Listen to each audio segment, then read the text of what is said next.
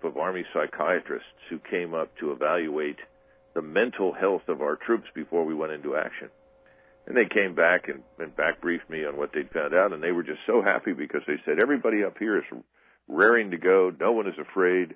This is a great unit. And then I said, well, sure, why not? And they said, well, the further back you go to the rear, the more afraid everyone is.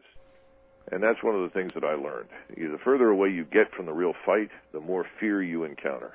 And that's kind of something, by the way, that General Sherman said during the war, that he learned that the best place for him to be was on the firing line, to go right up to the front.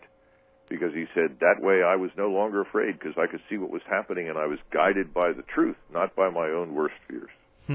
Seems like he would have that in common with people like Stonewall Jackson. Yes, absolutely. A.P. Hill and others. But remember that it took us a while to get Sherman, Sheridan, and Grant into the saddle. We were stuck with the usual bureaucrats who sat in the rear and took reports, which is what we had in 91, and I'm afraid they're still with us. So the ghost of them follows us. Oh, yeah. I mean, people don't seem to understand that, people like Petraeus, they were all voices of fear and timidity on the road to Baghdad. And their great contribution was to sit in offices, plush offices, and order raids, checkpoints, patrols, and airstrikes. We haven't fought an army in the field since 1991. So you're fighting insurgents with rifles. So the people that are out there doing something are usually soldiers, sergeants, lieutenants, and captains, and occasionally a lieutenant colonel, once in a great while a full colonel. I want to ask you something that's completely out of the realm of what you've written about here in Warrior's Rage, the great tank battle of 73 Easting. And that is, based on your Ph.D. in international relations, do you think that if the South, in the run-up to what became the Civil War, had not fired the first shots of the war, had simply withdrawn from Congress and said, to the North, if you invade us, we will burn your cities to the ground, and we will raid your commerce. We'll build a commerce-raiding navy. We will raid your commerce so that you cannot do any business on the high seas. You will become isolated and burnt to the ground. Do you think that the Civil War, that the South would have seceded effectively with that strategy?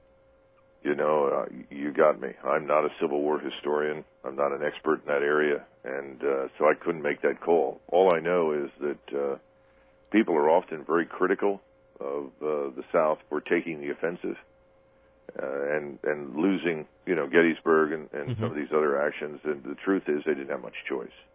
They had a short time in which to win because of scarce resources, few troops. So you had to attack to win, and they came close, despite the fact that the odds would have dictated no contest. Going back to the topic of Warrior's Rage, General Schwarzkopf clearly ordered General Franks to destroy the Republican Guard. Why did they not? General Schwarzkopf, to his credit, recognized that the Republican Guard was the foundation for Saddam Hussein's rule, his regime's security. And he identified it. He said, I want you to pin their backs against the wall, go in and wipe them out. I don't think General Freddie Franks, who was the Corps commander, ever wanted to fight. I think this was a man who was wounded in Vietnam, who thought of himself as this great war hero that had been through the hell of Vietnam. He and many of his peers saw themselves as heroic figures for staying in the Army after the war ended because, to be blunt, most of your best and most talented officers left in disgust because of the way we conducted that war. He and his peers stayed and saw themselves as having rebuilt the Army from the ruins of the 1970s, and then they were suddenly confronted with the requirement to fight, and they'd been through 25, 30 years of almost unbroken peace, and they weren't happy about it. They didn't want to do it. They were pushed into it. If you go back, even Schwarzkopf, his first instinct was to simply sit and defend Saudi Arabia. Same thing with Colin Powell. It was President George Bush Sr. who pushed them into action by saying, look, I'll give you whatever you want. And when they kept upping the ante, the numbers of forces, Bush kept saying, sure, I'll give you more. So they were always reluctant fighters. And it was no surprise that when they thought they had done enough to justify victory, they were quick to call a halt and ceasefire. Colonel Macgregor, that's all the time we have, and I really appreciate your being with us. And once again, folks, the book is Warrior's Rage, The Great Tank Battle of 73 Easting. It has been a joy, a pleasure, and an honor to have you aboard. Hey, thanks very much, Charles. I appreciate it. My pleasure. God bless everyone. And you as well. Thank you again for your service to the country.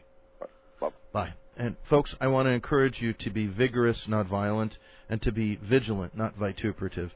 In Liberty, I'm Charles Heller, and remember that the society where individual responsibility lives closest to the individual, that society is most healthy and most prosperous. You're listening to AM 1030 KVOI, Cortero, Tucson, The Voice, AM 930 KAPR, the Voice Radio Network. Stay tuned for Law Review Radio.